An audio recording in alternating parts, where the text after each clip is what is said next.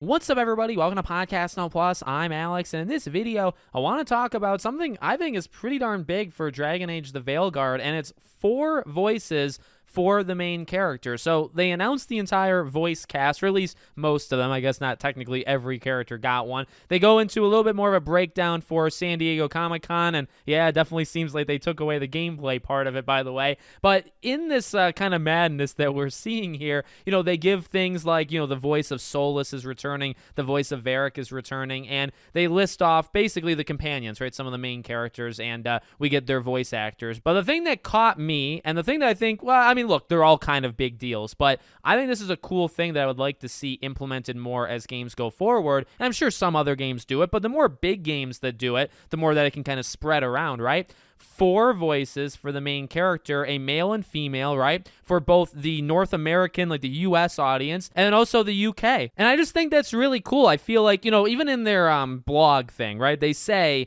the most comprehensive character creator in Dragon Age yet. And I guess, to kind of piggyback off that, right? I do believe them, right? That it's probably going to be, if you want to make it look a certain way, your character look a certain way, you're going to be able to in this game. And that's definitely become more and more important to people. And, the pressure is kind of on these developers to really make sure they got the character creator locked down in a lot of games, right? And if they don't, you kind of hear it from people. But, on top of that, you're going to hear this character talk, and that's a big part of the game, obviously, right? Which, by the way, greatness from small beginnings. Like, we definitely came a long way. Not that I don't like Origins. In fact, I freaking love it. But, you think about Origins, the main character, to now Rook in this game, and just to have that kind of selection, right? Where it's not just, guy or girl, but also now it's the accent. And basically, I guess, to be able to represent more people, or, to be able to match, hey, you want to make your character look however you want? Well, we're getting closer to where they can sound like whatever they want. Right now, there's limitations to that one, and I'm not a fan, and I don't want this to ever happen, using AI, right, where it's like, okay, our new game's now going to have 30 voices, but AI is going to be controlling it, and they're not actually like real people doing it or whatever.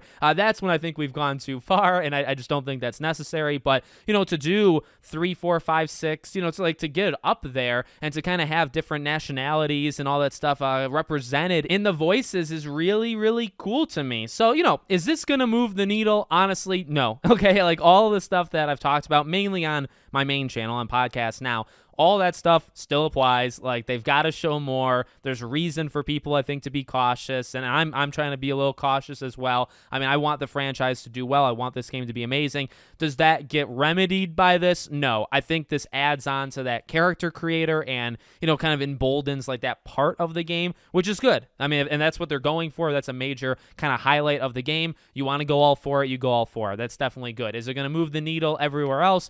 Probably not. But I do like the movement, and I would like, to be able to see more than just, and again, I don't know enough, so I'm not going to sit here and say like, oh, Dragon Age the Veilguard, the first game, to ever do this. No, I'm sure there's been other games that have picked different kind of regions and had more than one voice for it, but again, the more big games that do it, and, why stop at 2? We get 2 right now. Will Mass Effect have 2? Maybe we'll have 3 different areas, and so 6 voices in all, right? Like, I think it's definitely a good move going forward. So let me know what you guys think in the comments. Make sure, as always, you're subscribed to the channel, bell icon turned on, and I hope to see you all on the next one.